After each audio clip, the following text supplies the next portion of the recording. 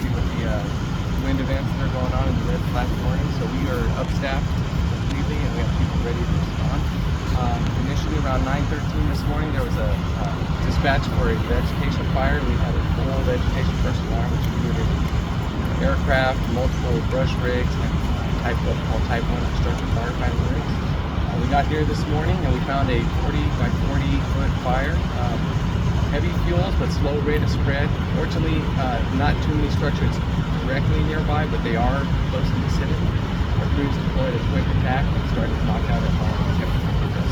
How many engines, how many personnel would be needed and were needed for this specific fire? Well, currently we have about 16 to 20 people for the conditions that we did discover, but initially dispatched we have probably 60 to maybe 70 firefighters responding with different applications. Any idea on how all of this started? I mean, we started to see whether it's off the 8 or 15 brush fires popping up quite literally right off the freeway. Are you guys, any ideas on what's going on? Well, we have had an increase of homeless and cabin fires. We have reports that may have been the cause for this. We have master investigators responding and coordinating PD to take witness statements and to conduct an investigation. As far as today's conditions go, lucky that the winds aren't moving. Obviously, that probably helps you guys out, correct? Absolutely. Today, especially this early in the morning, the winds were still pretty calm as we were responding. We just watched the indicators of the fire. For example, the plume of smoke was going straight up. It wasn't laying down in one direction or other. So when we see that, that makes it our job a little easier. We can predict what the fire behavior is going to be. So if the wind is calm, it keeps it primarily in the same spot, unless it's terrain driven. The hillsides is going to gradually go. This is a flat area, heavy fuel, slow rate of spread. What are you guys doing right now? Right now we're doing overhaul, so making sure that there's no fire burning underneath some of the duct and ground fuels there. So they fully encircled the area that was on fire. They do what's called cutting line. They take handfuls and they go down to the bare mineral soil and disrupt any fuel where that could smolder and spread to other areas.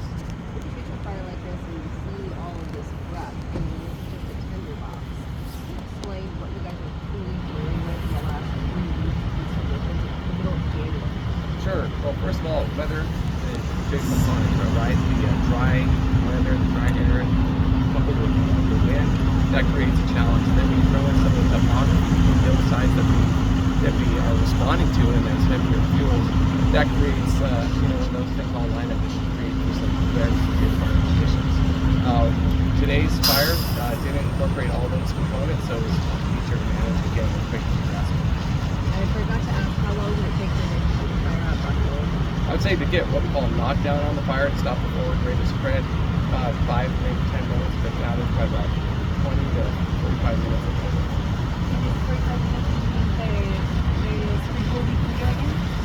Yeah, probably another 30 to 40 minutes, unless the master investigator can get the area closed off. Otherwise, that's will be.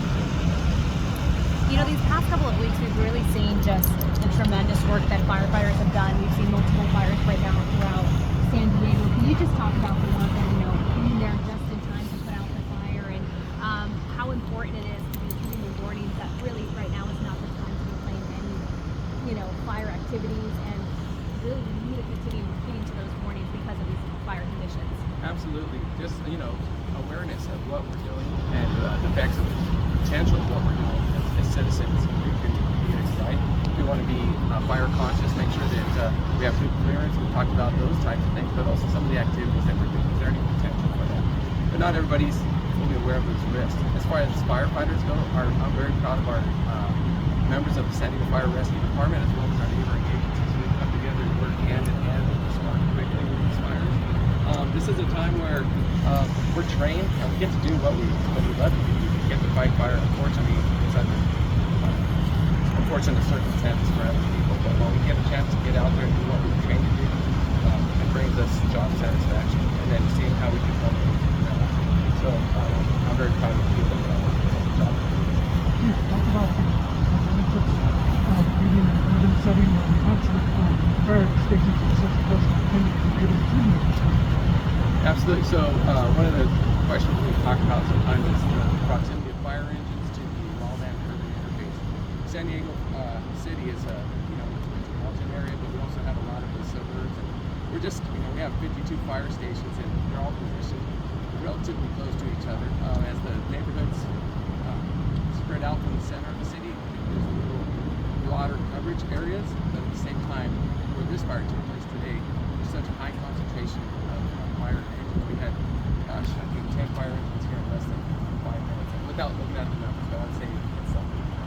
We're definitely on height. They also intended on an academy. You know, what is the reason that they keep doing these fires so far, like the Mission Valley one, yesterday, Rancho Bernardo? What was the process of it? I can't speak to specifics of the fires. Our mass teams do the actual investigations. I would just say that, from my experience, homeless encampment fires, there's a lot of cooking that goes on. People are trying to eat, they're trying to live and survive, and sometimes preparing food, and they're not it's not like you're at home in a kitchen that has fire safety built into it. You're trying to cook, you're camping in the wildland urban interface here in the city. Those are some of those things. Recommendation to the community, they know they need to be with an encampment like this one? I'm sure you can always call. I'll refer to I do have a homeless PIO. We give you their number afterwards. You can address some of these questions. I hate to give false information. Planning any barbecues this weekend, do you recommend they hold off on that? I would not recommend they hold off on it. I'd recommend that they don't go have a barbecue in the middle of a wildland arena. But if you're in your backyard and everything's safe, absolutely, I would. Might be on for a barbecue. Thank you. Yes, thank you. እንደምታዩት አሁን እዚህ ሚሽን ቫሊ ነው ያለው። እኔ ከሆም ዲፖ በቀኝ በኩል አይ ቲንክ ሳንዲያጎ ሚሽን ሮድ የሚለው መሰለኝ ከሱ ጎን ነው እሳቱ ተነስቶ የነበረው። እሳቱ ጠፍቷል።